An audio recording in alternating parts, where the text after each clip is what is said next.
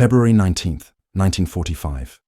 3,000 meters above Frankfurt an der Oder. Meyer Ivan Koszedub's LA-7 cuts through the frozen German sky. Then he sees it, a silhouette that shouldn't exist. Sleek, impossibly fast, the Me-262 jet, the future bearing down on him at 600 kilometers per hour. Koszedub doesn't panic. He's flown 330 combat missions, survived 120 dogfights, shot down 62 enemy aircraft. His LA-7, wooden and piston-powered, represents yesterday's technology. But in his hands, yesterday would defeat tomorrow. His wingman, Dmitry Titarenko, opens fire. Tracer rounds streak past the jet. The German pilot reacts instinctively, banking left, slowing. That single moment of hesitation is all Koszedub needs. He closes the distance, accelerates to full throttle, and fires. The jet explodes mid-turn. Pieces rain down onto the snow-covered German countryside below. A propeller fighter has just killed a jet. The impossible made routine. This is the story of how a wooden Soviet fighter, built for a fraction of what its German opponents cost, became one of the most lethal aircraft of World War II. It's the story of industrial efficiency meeting combat effectiveness, of desperate innovation defeating technological sophistication, of how, sometimes in war, the best weapon isn't the most advanced one. It's the one that actually works. The Eastern Front, late 1943. Soviet pilots were dying in obsolete fighters. The WWII, constructed almost entirely from wood and plagued by underpowered engines, was a death trap against the latest German machines. Pilots called it the varnished coffin. The name wasn't humor. It was survival statistics rendered into gallows poetry. Men climbed into WWII cockpits knowing their aircraft was slower than enemy fighters, less maneuverable, and armed with inadequate weapons. They flew anyway because the motherland demanded it. They faced Focke-Wulf FW-190s and Messerschmitt Bf-109Gs, fighters that dominated the skies with superior speed, firepower, and altitude performance. German pilots, veterans of campaigns from Poland to France to the Mediterranean, brought tactical sophistication that compounded their technological advantages. The Luftwaffe's doctrine of aggressive action, individual initiative, and free hunting tactics had been refined through years of combat. Soviet pilots, many with minimal training, flying inferior aircraft, died in numbers that should have broken any air force. But they didn't break. They adapted. They learned. They survived long enough for Soviet industry to catch up.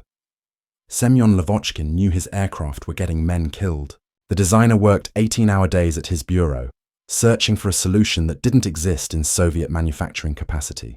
Better engines weren't available. The Shvetsov Design Bureau was pushing the Ash-82 radial to its absolute limits. Scarce aluminum was reserved for bombers and ground attack aircraft. Advanced alloys were fantasies. Germany controlled most of Europe's metallurgical resources. Strategic materials that Western designers took for granted simply didn't exist in sufficient quantities for Soviet fighter production. Lavochkin needed to make his fighters faster, deadlier, more survivable, without the resources to do any of it conventionally. This wasn't an engineering problem. It was an existential challenge. The solution would require thinking beyond traditional aircraft design paradigms. The WWII had been born from similar constraints. In 1938, when Lavochkin, Gorbanov, and Gudkov began designing it, they'd chosen wood construction not as a preference, but as necessity. The Soviet Union lacked aluminum production capacity for all metal fighters, so they developed a composite material called delta wood, birch plywood bonded with phenolic resin, strong, relatively lightweight, and manufacturable using domestic resources. The WWII proved the concept was viable. Wood could work, but the aircraft itself was a disappointment. The inline Klimov M105 engine provided insufficient power. The airframe, though theoretically sound, was heavy. Poorly sealed surfaces created drag. Manufacturing inconsistencies meant each aircraft performed differently. Pilots who survived their first combat missions reported the WWII could barely keep pace with German fighters in level flight and was outclassed in virtually every performance category. In early 1942, Lavochkin and his team made a radical decision. They would abandon the inline engine entirely. Arkady Shvetsov had developed the Ash-82 radial, a massive 14-cylinder power plant producing 1,700 horsepower.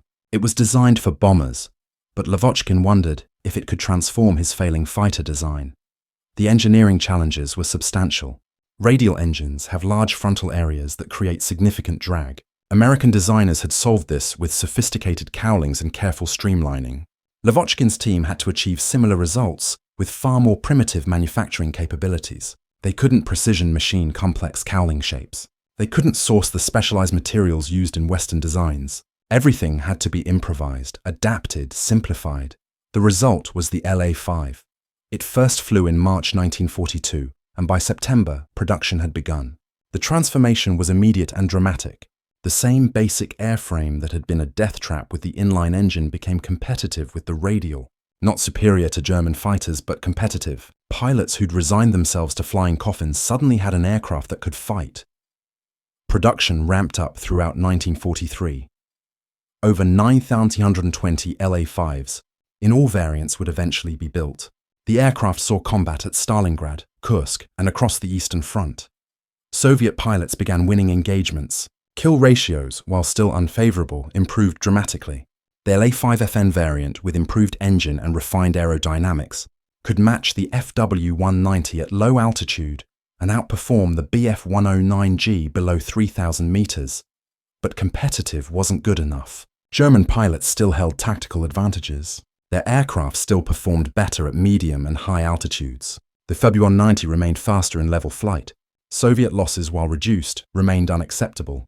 Lavochkin understood his fighter was an interim solution. The real answer would require another iteration. The Central Aerohydrodynamics Institute, TSAGI, had been conducting extensive wind tunnel research throughout 1943. Their engineers understood that with the ASH-82 engine pushed to maximum development, further performance gains would have to come from aerodynamic refinement. They studied every aspect of the LA-5's airframe, identifying sources of drag, areas where airflow separated, surfaces that could be optimized. The accumulated data revealed dozens of potential improvements. Individually, each was minor, a few kilometers per hour here, slightly improved climb rate there.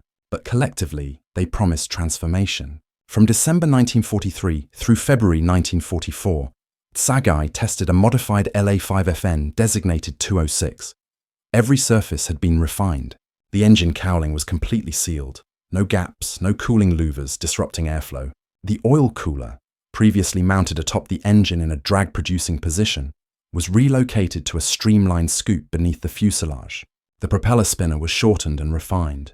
The wheel wells received covering doors. Internal structure was lightened using aluminum spars where wood had previously been used. Not because aluminum was suddenly available in quantity, but because Soviet strategists finally felt confident supplies were stable enough to risk using it in fighters. The test results exceeded expectations. Maximum speed reached 680 kilometers per hour at 6,000 meters, over 40 kilometers per hour faster than the LA-5FN. Time to climb to 5,000 meters dropped from over 6 minutes to just over 5. Rate of climb improved to 3,095 feet per minute. Most remarkably, these gains came with improved handling characteristics. The fighter was not just faster, it was more responsive, more stable, easier to fly. In January 1944, Lavochkin began producing prototypes of what would be designated the LA-7. The aircraft looked almost identical to the LA-5. An observer watching one taxi past might not notice differences, but pilots who flew both immediately recognized the LA-7 as fundamentally superior. Everything felt more refined, controls responded crisply. The engine note was smoother, speed built faster. The fighter felt eager rather than reluctant. Production authorization came rapidly. By spring 1944, factories in Gorky and Moscow were preparing tooling for full-scale manufacturing. This presented its own challenges. Soviet industry operated under relentless pressure. Factory managers faced execution for failing to meet production quotas. Workers labored through 12-hour shifts, often surviving on inadequate rations. Quality control was inconsistent. Materials were sometimes substandard. Yet somehow, aircraft kept rolling off assembly lines. The LA-7 was deliberately engineered for this chaotic production environment. Components were designed with generous tolerances to accommodate manufacturing variations. Assembly procedures were simplified wherever possible. Specialized tools were eliminated in favor of basic equipment any factory might possess. The design philosophy prioritized buildability over optimization. A slightly less aerodynamic cowling shape that could be fabricated reliably was preferable to an optimal shape that required precision forming. This approach extended to material selection. The airframe used primarily birch plywood and pine, woods native to Russia and available despite wartime disruptions. The fuselage frame consisted of delta-section birch longerons with spruce and plywood formers. Wings used laminated pine spars covered with birch plywood and fabric. Only the engine mounts, landing gear, and critical load-bearing structures used metal. Even control surfaces minimized metal content. Crucially, the wood wasn't treated with preservatives. Aircraft weren't expected to last years. They'd be destroyed in combat or worn out within months. Natural wood lifespan didn't matter. This created curious vulnerabilities. After the war, when LA-7s were deployed to subtropical climates, fungal attack weakened structures so severely that entire squadrons were grounded. The aircraft literally rotted. But during wartime operations in temperate zones, this wasn't a concern. Engineers optimized for immediate combat effectiveness, not long-term durability. The production economics were compelling. While precise cost figures remain classified in Russian archives, Western intelligence estimates and post-war economic analyses suggest remarkable efficiency. German sources indicate the FW-190 required approximately 56,600 Reichsmarks to produce in late 1944, roughly $22,600 at official wartime exchange rates. Though German war economy distortions complicate direct comparisons, the aircraft demanded 7,000 man-hours of labor, precision aluminum alloys, sophisticated machine tools, and skilled workers. The LA-7, by contrast, could be manufactured with minimal skilled labor, basic tooling, and domestic materials. Intelligence assessments place production costs around 40,000 to 50,000 rubles, approximately $8,000 to $10,000 at official Soviet exchange rates. Man-hour requirements were substantially lower, though exact figures weren't documented in accessible records. The cost differential was staggering, potentially 5-to-1 or better in the Soviets' favor. This wasn't inefficiency on Germany's part. It reflected fundamentally different industrial philosophies. German manufacturing emphasized precision, quality, and performance maximization. Every aircraft was built to exacting standards using the finest materials available. This produced excellent fighters. The FW-190 and Bf-109 were genuinely world-class designs, but it also meant each aircraft was expensive, time-consuming to build, and dependent on increasingly scarce resources. Soviet manufacturing emphasized sufficiency at scale. Build aircraft that are good enough using whatever materials are available. Accept performance limitations if it means producing greater quantities. Sacrifice elegance for manufacturability. The LA-7 embodied this philosophy completely. It wasn't the best fighter conceptually possible. It was the best fighter the Soviet Union could actually produce in numbers sufficient to achieve air superiority. The aircraft entered combat trials in September 1944. The Soviet Air Force didn't deploy new fighters to random units for gradual introduction. They gave them to the Guards, elite regiments composed of the most experienced pilots flying the best equipment. If the LA-7 was going to prove itself, it would do so under the most demanding conditions. The 63rd Guards Air Fighter Corps received 20 LA-7s for evaluation with the 1st Baltic Front. 1 month, real combat, no controlled conditions, no test ranges, just operational missions against Luftwaffe pilots who'd been fighting for years and knew Eastern Front conditions intimately. The trial period was intensive. Guards pilots flew 462 combat sorties in 30 days, an average of over 15 sorties per aircraft. They encountered German fighters repeatedly, engaged in dogfights, escorted ground attack aircraft, conducted free hunting patrols. Every mission stressed the aircraft and pilots to their limits. The results were extraordinary. Soviet pilots claimed 55 aerial victories, 52 FW-190s and 3 Bf-109s destroyed. 4 LA-7s were lost in combat. The kill ratio was 13.75-1. This wasn't propaganda. These were operational results documented by Guards Regimental Commander Colonel Yevgeny Gorbatyuk, a hero of the Soviet Union whose reports were reviewed by senior Air Force commanders skeptical of inflated claims. Gorbatyuk's assessment was unequivocal. The LA-7 exhibited unquestionable advantages over German aircraft in multiple air combats. In addition to fighter tasks, photo reconnaissance and bombing were undertaken with success. The aircraft surpasses the LA-5FN in speed, maneuverability, and especially in landing characteristics. German pilots noticed immediately. Luftwaffe intelligence reports from autumn 1944 identified a new Soviet fighter with superior performance characteristics. Tactical bulletins warned that the aircraft outperformed the FW-190 in all aspects except dive speed below 6,000 meters, that pilots should avoid engagement unless holding significant altitude or numerical advantage, that the new fighter could catch FW-190 fighter bombers attempting to escape after ground attack missions, something previous Soviet fighters couldn't accomplish. For the Luftwaffe, which had built its entire doctrine around aggressive action, being told to avoid combat represented fundamental defeat. The Eastern Front was supposed to be where German technological and tactical superiority was most apparent. Instead, by late 1944, it had become a meat grinder consuming German pilots faster than training programs could replace them. Production accelerated dramatically. By January 1, 1945, 398 Le-7s served on the front lines. By May 9, 1945, Victory Day, 967 aircraft were operational. For the invasion of Japanese Manchuria in August, 313 La-7s were assigned to Far Eastern units.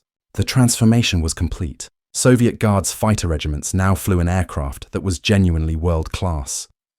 The human dimension of this transformation is embodied in Ivan Kozhedub's career trajectory.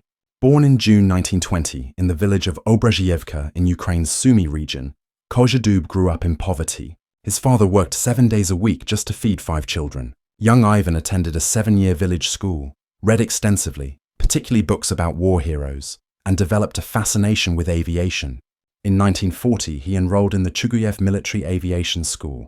He graduated in 1941 as an instructor. This was simultaneously fortunate and frustrating.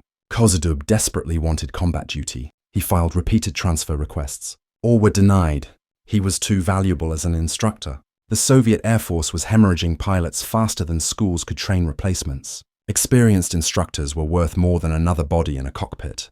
So while his country fought for survival, Kozhedub taught others to fly. He finally reached the front in March 1943, assigned to the 240th Fighter Aviation Regiment fighting at Kursk. He flew the La-5F. His first combat mission nearly killed him. Eager to prove himself, Kozhedub attacked aggressively without ensuring his situational awareness. A formation of Bf-110s jumped him from behind. His aircraft was riddled with cannon fire. He barely managed to reach friendly territory and crash land. The fighter was a complete loss. Kozhedub walked away without injury, but humiliated. His commander's words were brutal and necessary. Make haste only when catching fleas. Kozhedub internalized the lesson. Aggression was essential, but controlled aggression. Calculated risk-taking. Understanding when to engage and when to escape.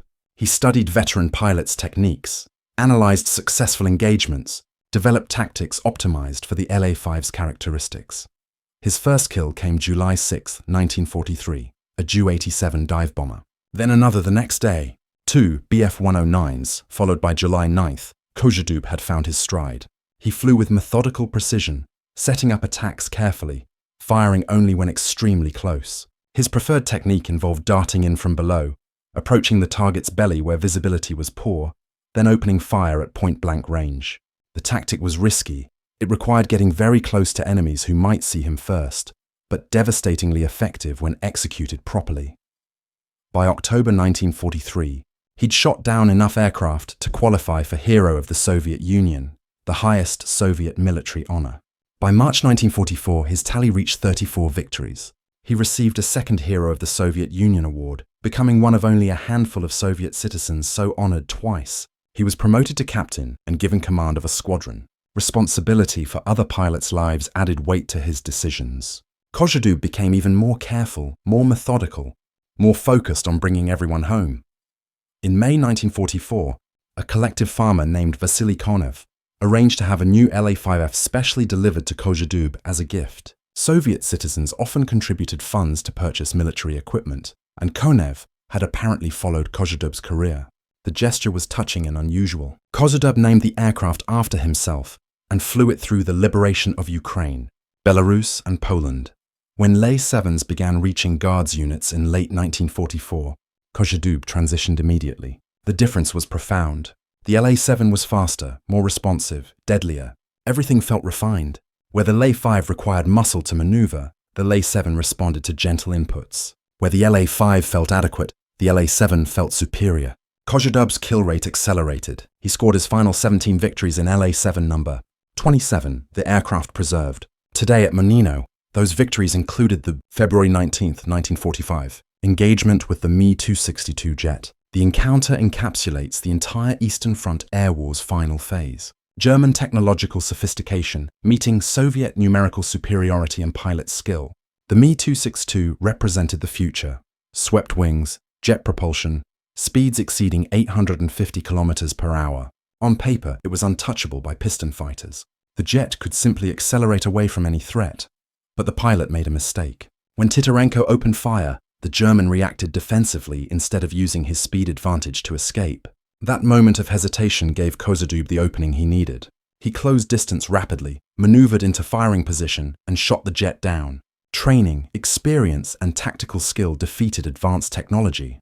Kozdub's other notable engagement occurred April 17, 1945, his last combat mission. The war was nearly over. Berlin was surrounded. Soviet forces were grinding through final German defenses. Kozdub flew his fifth sortie of the day, exhausted but still alert. Over Berlin, he encountered two FW-190s. The engagement was brief and decisive. Both German fighters went down. Kozdub returned to base, landed, and learned no more missions would be necessary. The war was ending. He'd survived. Final score 330 sorties, 120 aerial engagements, 64 enemy aircraft destroyed, never shot down, multiple emergency landings in damaged aircraft, but always able to return to base or reach friendly territory. 0 losses to enemy action. He became the highest scoring Allied ace of World War II. Kozdub attributed much of his success to his aircraft. "The motor works accurately," he said in post-war interviews. "The plane is obedient to my every movement. I am not alone. My fighting friend is with me." This wasn't sentimentality. It was professional assessment. The LA-7 gave him a platform that wouldn't fail. That responded instantly to inputs. That possessed performance margins, allowing aggressive tactics without suicidal risk. The loss statistics support this assessment. According to VVSKA records, only 3 LA-7s were actually shot down in air combat during all of 1944. 10 fell to anti-aircraft fire. 23 were lost to non-combat causes, accidents, mechanical failures, weather. In 1945, with hundreds of aircraft operational and thousands of sorties flown, 79 LA-7s were lost in aerial combat. Total combat losses for the type: 115 aircraft from approximately 5,753 produced. Compare this to the Yak-3, which lost 230 fighters, double the LA-7's combat losses despite similar deployment numbers. Or consider that the LA-7's operational loss rate was consistently below 10%, even during intensive combat periods. Such numbers don't happen by accident. They represent systematic advantages in aircraft performance, pilot training, and tactical employment. German pilots who engaged LA-7s repeatedly reported the aircraft was a serious threat. Luftwaffe tactical bulletins from late 1944 and early 1945 are remarkable documents. They reveal an air force coming to terms with technological parity. German pilots were explicitly warned that Soviet fighters, particularly the LA-7 and Yak-3, could match or exceed German performance in key combat parameters. That numerical superiority meant even favorable tactical situations could become deadly. That survival required caution and discipline, qualities that contradicted everything the Luftwaffe's aggressive doctrine had taught. The structural characteristics of the LA-7 reveal how desperate constraints generated innovative solutions. The airframe's wooden construction wasn't primitive, it was sophisticated. Delta wood plywood, formed into aerodynamic shapes, created a structure that was simultaneously lightweight, strong, and manufacturable. The engineering challenge was substantial. Wood has different properties than metal. It's anisotropic. Strength varies with grain direction. It's sensitive to moisture. It requires different joining techniques. Designers couldn't simply adapt metal aircraft practices to wood construction. Lavochkin's team developed specific techniques for wooden aircraft. Load paths were carefully designed to distribute forces along grain directions. Joints used specially formulated adhesives that could handle dynamic loads. Critical areas received metal reinforcement plates. The result was an airframe that, while crude by Western standards, was entirely fit for purpose. It could handle combat stresses, it could absorb battle damage, it could be repaired in field conditions. This last characteristic was particularly important. The LA-7 was designed for rapid field repair. Damaged wing panels could be cut out and replaced using locally sourced wood. Bullet holes could be patched with fabric and glue. Even significant structural damage could be repaired by frontline maintenance crews with basic tools. No specialized parts required. No waiting for factory-produced replacement components. Just competent carpentry and determination. German fighters, with their sophisticated all-metal construction, required factory-level repair facilities for significant damage. A FW-190 with battle-damaged wings needed to return to rear area repair depots for proper reconstruction. The process took weeks. The LA-7 could be patched and returned to combat in days. This represented strategic genius disguised as technological backwardness. Soviet designers understood their industrial reality. They couldn't build aircraft to the same standards as German or American manufacturers, so they optimized for different variables: repairability over durability, manufacturability over performance maximization, sufficiency over sophistication. The Shvetsov ASH-82FN engine embodied similar pragmatism. It wasn't the most powerful Soviet engine. That would be the ASH-71, which proved too unreliable for production. It wasn't the most advanced. German engines featured superior supercharging, fuel injection, and metallurgy. But the ASH-82FN was reliable. It was available. It could be manufactured in quantity using domestic materials and existing tooling, and in the LA-7's streamlined airframe, it delivered 1,150 horsepower to produce speeds matching or exceeding German fighters. Engine reliability proved critical. Early LA-7 production suffered from dust ingestion issues. When engineers relocated the air intake to a lower position on the cowling for aerodynamic efficiency, they created vulnerability to dust kicked up during takeoff and landing. Engines ingested grit, suffered accelerated wear, and failed at alarming rates. In October 1944, the 156th Fighter Aviation Regiment reported 14 aircraft simultaneously unserviceable with engine failures, nearly half their LA-7 complement. The problem was identified and addressed. Air filters were improved. Intake design was refined. Maintenance procedures were modified. By August 1945, when 313 LA-7s deployed for operations against Japan, only 28 were unserviceable, less than 9%. For a wooden fighter operating in harsh conditions with minimal logistical support, this represented remarkable engineering maturity. The Mi-262 jet that Kozhedub destroyed represents the counterpoint to Soviet design philosophy. The Messerschmitt was genuinely revolutionary. Powered by Jumo 004 turbojets producing thrust unprecedented in aviation history, the aircraft could reach speeds exceeding 850 km per hour, over 200 km per hour, faster than the fastest piston fighters. Armed with four 30mm Mk108 cannons, it could destroy heavy bombers with single bursts. Technologically, it was a generation ahead of anything Allied forces fielded. But technology alone doesn't win wars. The Mi-262 cost approximately 100,000 Reichsmarks to produce, nearly $40,000 at wartime exchange rates. Though German war economy distortions make precise comparisons difficult, each aircraft required rare metals, sophisticated machining, and assembly by skilled technicians who were increasingly scarce. The Jumo 04 engines used exotic alloys containing metals Germany didn't possess in sufficient quantities. Engine lifespan was measured in hours, typically 10-25 hours before requiring complete replacement. Takeoff and landing were vulnerable moments when jets moved slowly and predictably, and Germany produced only about 1,400 Mi-262s, with perhaps 200-300 seeing combat operations. One LA-7, costing perhaps $8,000, using common materials, maintainable by basic mechanics, flown by a skilled pilot, destroyed a jet worth $100,000 or more. This encapsulates the entire war's technological narrative. Germany pursued sophistication at enormous cost. The Soviets pursued sufficiency at massive scale. Superior numbers of adequate weapons defeated smaller numbers of superior weapons. The strategic context illuminates why this happened. By 1944, Germany was losing the war of production catastrophically. Allied bombing had disrupted manufacturing networks. Raw materials were increasingly scarce. The Wehrmacht controlled less territory, meaning fewer resources. Skilled labor was dying in combat or being conscripted into military service. Transportation infrastructure was degrading under constant air attack. The German war economy was collapsing under its own contradictions. The Luftwaffe's response was to pursue technological solutions: jet fighters, rocket interceptors, Ever more advanced piston engines, guided weapons.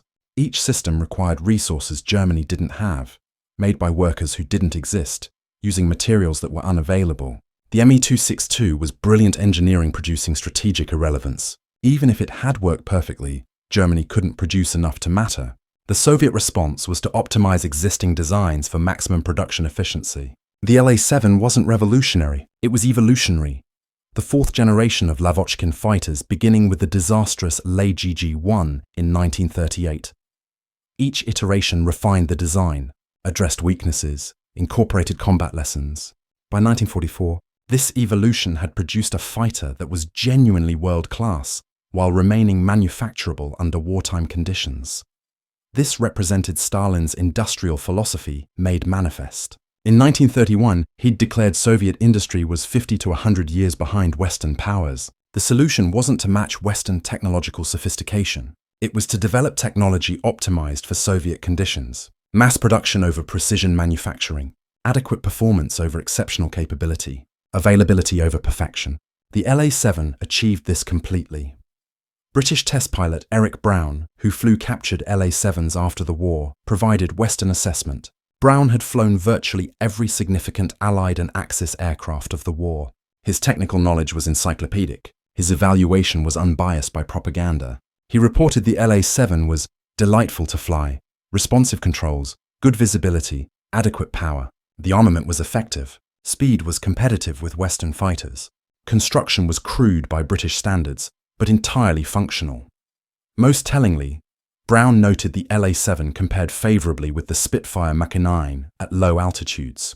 The Spitfire represented the pinnacle of British fighter development, refined over 6 years of war, incorporating advanced metallurgy, sophisticated Rolls-Royce Merlin engines, and precision manufacturing. That a wooden Soviet fighter achieved comparable performance using far more primitive methods revealed something profound about design optimization and resource utilization. The tactical employment of La-7s reflected Soviet air doctrine's maturation. Early in the war, Soviet fighters flew rigid formations that left them vulnerable to German free-hunting tactics. Luftwaffe pilots exploited this mercilessly, bouncing Soviet formations from advantageous positions and destroying aircraft before defenders could react. By 1944, Soviet tactics had evolved dramatically. Experienced pilots flew free-hunting missions, patrols with broad discretion to engage targets of opportunity. This required aircraft capable of independent action, of pursuing and destroying enemies without constant ground control direction. The La-7's performance envelope made such tactics viable.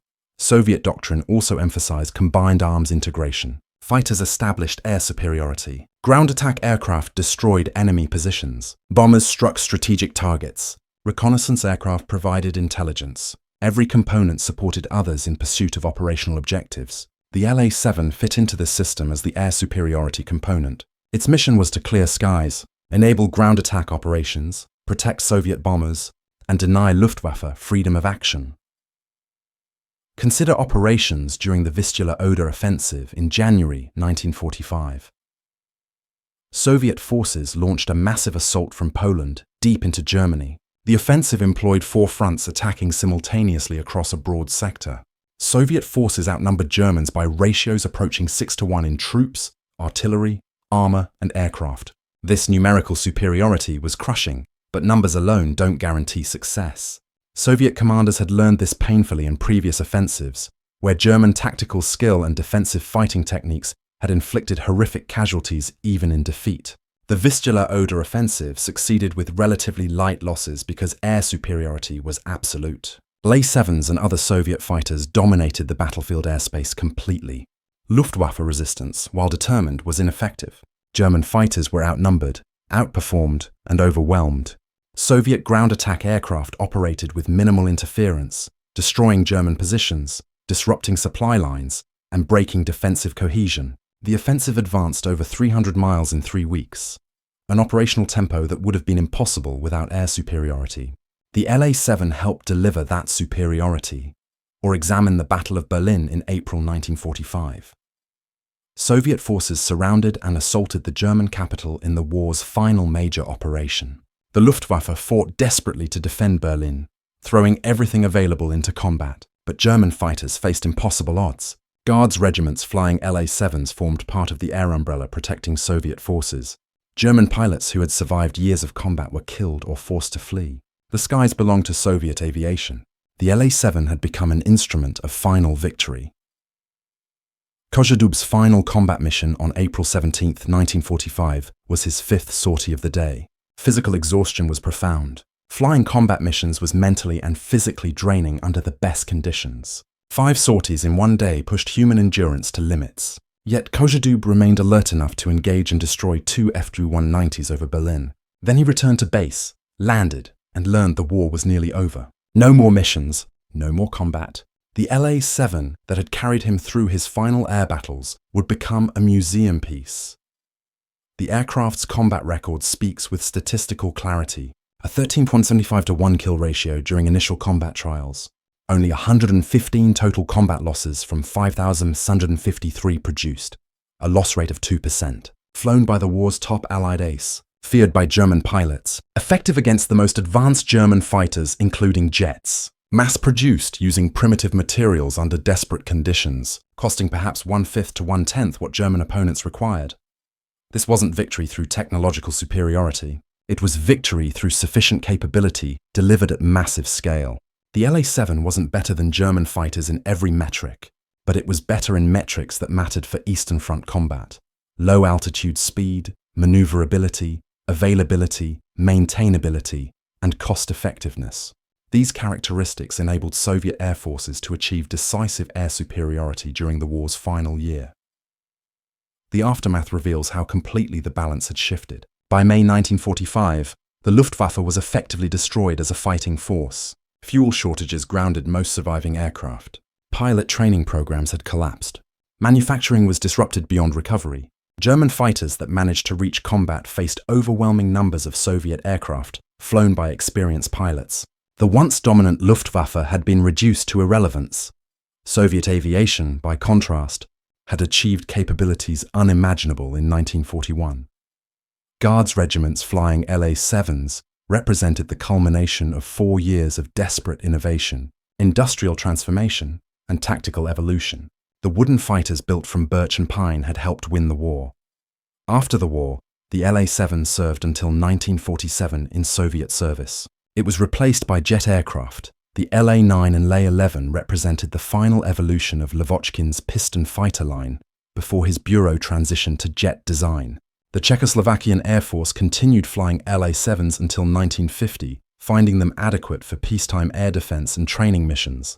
But the age of wooden fighters was ending. Jets represented the future, and wooden airframes had reached their developmental limits. Today, only a handful of LA-7s survive.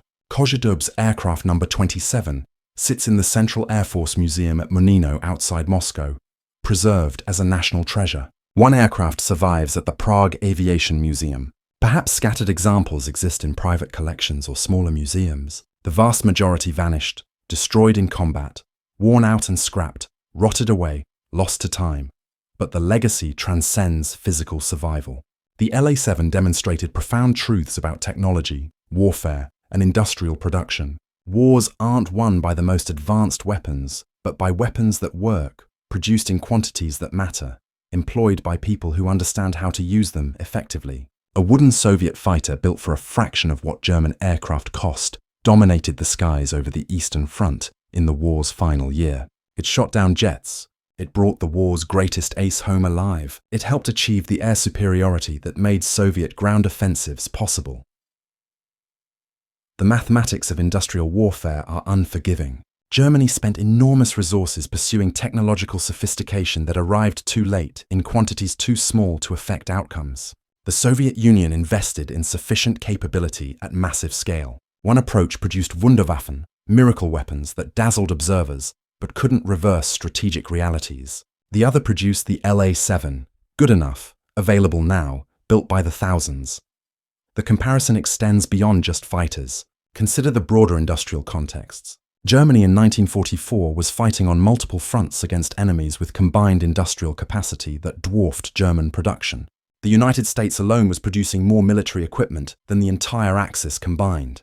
Britain, despite its smaller industrial base, maintained sophisticated production through efficient organization and American assistance. The Soviet Union, having relocated hundreds of factories eastward during 1941's desperate retreat, had rebuilt industrial capacity beyond even German understanding. Soviet aircraft production illustrates this dramatically. In 1944, Soviet factories delivered over 40,000 aircraft. For comparison, Germany produced approximately 40,000 aircraft that same year. But Germany was defending against strategic bombing campaigns that destroyed factories, disrupted supply chains, and killed workers. Soviet production facilities in the Urals and Siberia operated beyond the range of German bombers. They could manufacture continuously without disruption. The LA-7's design reflected this industrial reality. It was optimized not for individual excellence, but for mass production effectiveness. Every design decision considered manufacturability. Could this component be produced using available tools? Could assembly be performed by workers with minimal training? Could materials be sourced domestically? If the answer was no, the design was modified until it became yes. This philosophy extended to maintenance and logistics. The LA-7 used relatively few different types of components. Standardization meant mechanics could repair different subsystems using similar procedures. Spare parts could be scavenged from damaged aircraft. Field repair capability reduced dependency on rear area facilities. The fighter was designed as a complete system optimized for Eastern Front conditions, rather than as an aircraft optimized for theoretical performance.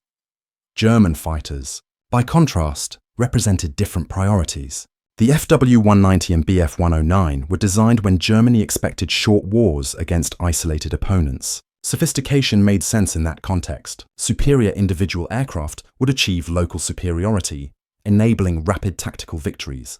Manufacturing constraints weren't critical, because wars would end before production became decisive. This assumption proved catastrophically wrong. By 1944, Germany was trapped in exactly the war its military hadn't prepared for: extended attrition against opponents with superior industrial capacity. The Luftwaffe's response revealed institutional inability to adapt. Rather than simplifying designs for mass production, German manufacturers pursued ever more complex variants. The FW-190D series with its liquid-cooled engine, the Ta-152 high-altitude interceptor, the Me-262 jet, each was genuinely impressive technically. Each required resources Germany couldn't spare. The human dimension of this industrial struggle manifests in pilot experiences. German fighter pilots in 1944 and 1945 faced impossible situations. They were outnumbered, often outgunned, increasingly poorly supplied, and flying aircraft that were maintenance nightmares. Luftwaffe fighter units reported aircraft unserviceability rates exceeding 50%. More than half their nominal strength was grounded awaiting parts, repairs, or fuel. When they did fly, they encountered Soviet formations that could include dozens or hundreds of fighters. Psychological stress was immense. German pilots knew every mission might be their last. Not because of enemy skill, though Soviet pilots had become formidable, but because of simple mathematics. When outnumbered 10-1, even tactical skill offers limited protection. Many Luftwaffe pilots survived through sheer luck rather than ability. Others died not in dramatic dogfights, but in confused melees where they were simply overwhelmed. Soviet pilots faced different stresses. They flew more missions per pilot because they had more aircraft available. Kozhedub's 330 sorties over 2 years represents an average of over 13 missions per month, a grueling operational tempo. But Soviet pilots knew they had numerical superiority. They had capable aircraft. They had improving training. They had momentum. These factors provided psychological advantages that compounded tactical ones. The LA-7's characteristics contributed directly to pilot confidence.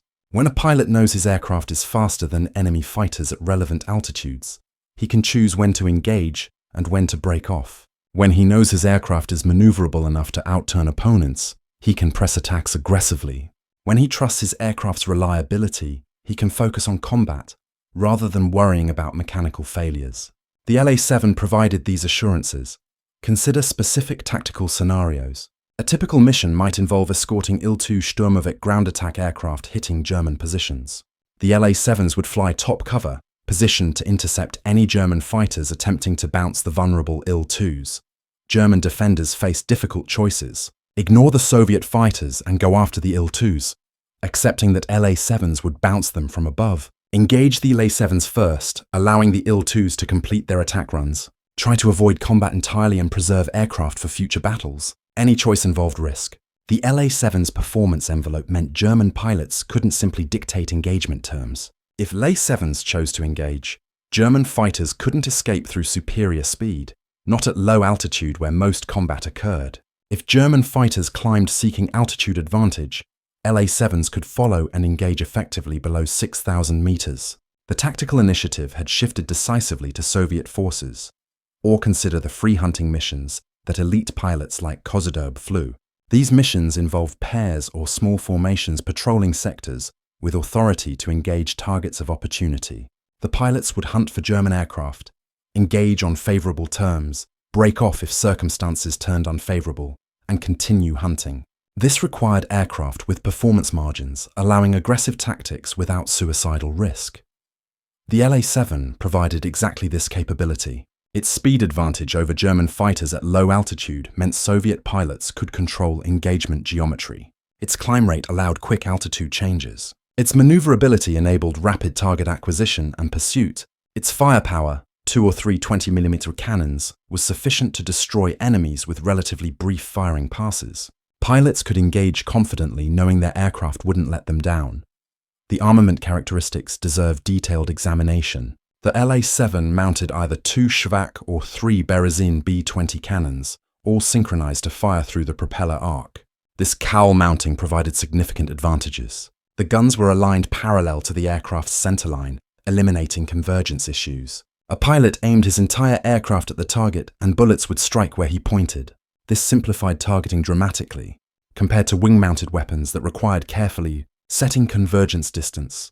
The 20mm cannon shells provided adequate, destructive power against fighter targets. Each shell contained sufficient explosive to damage critical components, engines, fuel tanks, control surfaces. A brief burst, 1 or 2 seconds, could cripple or destroy an enemy fighter. Ammunition capacity was generous. 200 rounds per gun for Schwach-armed variants, 170 rounds per gun for Berezin-armed aircraft. At typical firing rates of 700-800 rounds per minute, this provided 15 to 20 seconds of continuous fire. Most engagements required far less. Experienced pilots fired in short bursts of less than 1 second. Compare this to German fighters. The WWII typically mounted 2 30mm machine guns and 4 20mm cannons. Total firepower was impressive, but the wing-mounted weapons required convergence settings. Pilots had to estimate target distance and aim accordingly. At ranges different from convergence setting, weapons effectiveness decreased. The LA-7's cowl-mounted cannons eliminated this complication. The Bf-109G mounted one, 20mm or 30mm cannon firing through the propeller, hub plus 2 13mm machine guns in the cowling. The centerline cannon was effective, but provided less total firepower than the LA-7's 2 or 3 cannons. Some late-war Bf-109G variants added underwing cannon pods for bomber-destroyer missions, but these degraded flight performance significantly. In practice, the LA-7's armament proved entirely adequate for fighter-versus-fighter combat. Soviet pilots consistently reported satisfaction with firepower. The primary complaint was that 2 cannons sometimes required multiple hits to destroy sturdy German fighters, like the FW-190. This led to the 3-cannon variant, which addressed the concern without significantly degrading performance.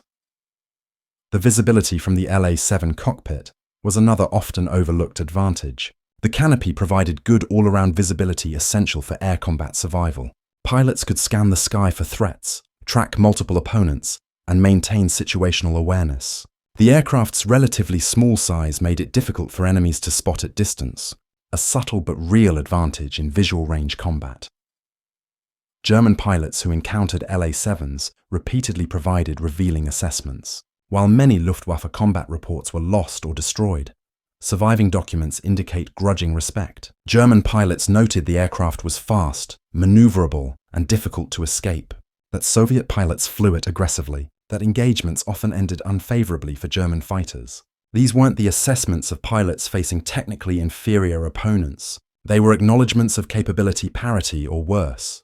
Some German aces maintained kills against LA-7s, but these were exceptional pilots flying in increasingly rare favorable circumstances. The average Luftwaffe pilot in 1945, poorly trained, flying worn-out aircraft, outnumbered and undersupplied, stood little chance against a competent Soviet pilot in a well-maintained LA-7. The combat arithmetic was brutal and unforgiving. The operational deployment patterns reveal Soviet strategic thinking. LA-7s were concentrated in Guards regiments, the elite formations that received best equipment and most experienced pilots. This created capability concentrations that achieved disproportionate effects. Rather than distributing new fighters evenly across all units, Soviet commanders created spearhead formations of overwhelming capability. Where Guards regiments with LA-7s operated, they dominated their sectors completely. This matched Soviet ground force doctrine. Concentrate superior forces at decisive points. Achieve breakthrough. Exploit rapidly. The same philosophy applied to air operations. Guards air regiments would achieve local air superiority, enabling ground attack aircraft to operate effectively, supporting offensive operations, and overwhelming German defenders through sheer capability density. The 176th Guards Fighter Aviation Regiment, where Kozadub served, exemplifies this approach. The regiment flew 9,450 combat missions during the war's final phase, conducted 750 air battles, claimed 3 I-89 enemy aircraft destroyed. These numbers represent extraordinary operational intensity. The regiment was a precision instrument wielded by Soviet commanders to achieve specific objectives. The cost-effectiveness analysis becomes clearer when examining total war economics. Germany's military spending in 1944 consumed approximately 75% of national income. The economy was completely militarized, with civilian consumption reduced to subsistence levels. Yet German military production was falling behind combined Allied output by ratios approaching 3-to-1 or worse. Resources poured into sophisticated weapons yielded diminishing returns. The Soviet Union similarly militarized its economy, but with different priorities. Rather than pursuing technological sophistication, Soviet planners emphasized quantity production of adequate weapons. The LA-7 perfectly embodied this philosophy. Build a fighter that's good enough using available materials. Produce it in quantities sufficient to overwhelm enemies. Accept that individual aircraft might be crude by Western standards, if it means having more of them. The mathematics were compelling. If a LA-7 cost $8,000 to produce, and a FW-190 cost $23,000, the Soviet Union could build nearly 3 LA-7s for every FW-190 Germany produced. Given that the LA-7 was at least equal to the FW-190 in combat effectiveness at relevant altitudes, this meant Soviet numerical superiority compounded with capability parity. German fighters faced not just more opponents, but equally capable opponents in greater numbers. This analysis simplifies complex realities, but the fundamental truth remains. Industrial capacity matters in extended wars. The side that can produce more adequate weapons faster will likely prevail over a side producing fewer superior weapons. The LA-7's existence proved this principle decisively. The technological lessons extend beyond World War II. Modern military procurement often faces similar trade-offs. Should defense departments pursue cutting-edge technology that's expensive, complex, and available in limited quantities? Or should they accept mature technology that's cheaper, simpler, and available in larger numbers? The LA-7 suggests that in extended conflicts, the latter approach offers advantages. This doesn't mean technology is irrelevant. The Me-262 demonstrated genuine capability. Had Germany possessed enough jets, properly supplied with fuel and ammunition, flown by adequately trained pilots, outcomes might have differed. But might have is hypothetical. Reality was that Germany couldn't produce enough jets to matter. The LA-7, by contrast, existed in sufficient numbers to achieve strategic objectives. The human cost of air combat demands acknowledgement. Behind statistics about kill ratios and production numbers were young men whose lives ended violently. German pilots who died in burning cockpits or frozen skies over foreign territory. Soviet pilots who never returned from missions, leaving families to grieve without closure. The LA-7's success meant some Soviet pilots survived who otherwise would have died, but it also meant German pilots died who might have survived fighting against inferior opponents. War's arithmetic is pitiless. The LA-7 was a weapon designed to kill efficiently. It succeeded at this task. That success saved Soviet lives while ending German ones. There's no moral complexity to resolve here. The Soviet Union was fighting for survival against an aggressor pursuing genocide. But the human cost deserves recognition even when the cause was just. The post-war world inherited lessons from aircraft like the LA-7. Industrial mobilization matters. Production capacity determines outcomes in extended conflicts. Sophisticated technology offers advantages only if deployable in relevant quantities. Adequate performance at scale defeats superior performance in small numbers. These principles influenced Cold War military planning and remain relevant today. The LA-7's physical legacy is minimal, a handful of museum aircraft preserving fragments of history, but its intellectual legacy persists. Engineers studying World War II aviation learn that elegant engineering solutions to production constraints can achieve remarkable results. Historians learn that industrial capacity shapes strategic outcomes. Military planners learn that quantity has a quality all its own. Ivan Kozydub's LA-7 No. 27 sits in the Monino Museum, visited by thousands annually. The aircraft is weathered now, its wooden structure carefully maintained against decay. The kill markings remain visible, small stars denoting each victory. Visitors can stand beside the fighter and imagine what it meant to fly this machine into combat. To trust your life to wood and glue and a radial engine. To face enemies who wanted to kill you and had sophisticated machines to do it. To survive through skill, luck, and an aircraft that was just good enough. That phrase, just good enough, captures the LA-7's essence. Not the best conceptually possible, not the most advanced, not the most sophisticated, just good enough to accomplish the mission. Fast enough, maneuverable enough, deadly enough, reliable enough, and crucially, producible in quantities sufficient to matter strategically. The Germans lost the war for many reasons. Soviet industrial capacity was one factor among many. But within that broader narrative, the LA-7 represents how industrial efficiency and adequate design can defeat technological sophistication and individual excellence. A wooden fighter costing a fraction of what German aircraft required dominated the skies in the war's final year. It helped establish air superiority that made Soviet ground offensives possible. It brought pilots home alive. It fulfilled its purpose completely. When historians assess World War II's most significant aircraft, they typically emphasize types that influence broader narratives. The Spitfire defending Britain, the Mustang escorting bombers deep into Germany, the Zero dominating Pacific skies early in the war. The LA-7 appears as a footnote, if mentioned at all. This represents historical injustice. The LA-7 deserves recognition not for individual excellence, but for systematic effectiveness. It proved that wars aren't won by the best weapons, but by adequate weapons available in decisive quantities. It demonstrated that industrial efficiency matters more than technological sophistication in extended conflicts. It showed that wooden aircraft built by barely trained workers could defeat advanced fighters built by skilled craftsmen. These lessons matter as much today as they did in 1945. Major Ivan Kozydub, three-time hero of the Soviet Union, understood this instinctively. He flew the LA-7 through the war's final desperate months. He trusted it completely. He brought it home after every mission. When the war ended, he'd survived what killed so many others. The LA-7 had been his fighting friend. It hadn't failed him. 64 German aircraft fell to his guns. Most were destroyed while he flew LA-7 No. 27.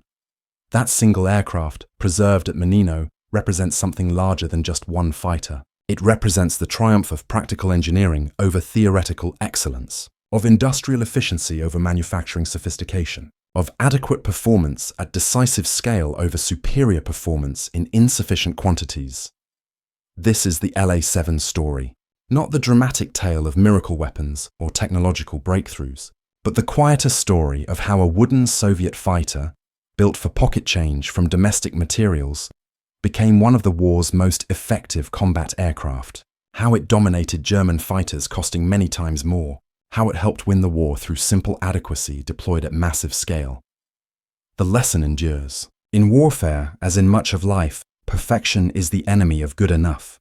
The LA-7 was good enough, and in being good enough, available now, produced in quantity, it achieved what more sophisticated designs could not. It helped win the war, brought pilots home, fulfilled its purpose. What more could be asked of any weapon?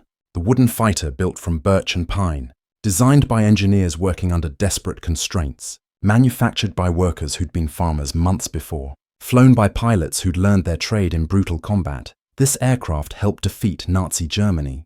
Not because it was the best fighter in the sky, because it was good enough in sufficient numbers deployed at the decisive time and place. That is the story that matters. That is the lesson worth remembering. That is why the Lavochkin LA-7, nearly forgotten by history, deserves recognition as one of World War II's most significant aircraft. Not for what it was, but for what it represented. the triumph of adequate capability at scale over individual excellence in scarcity.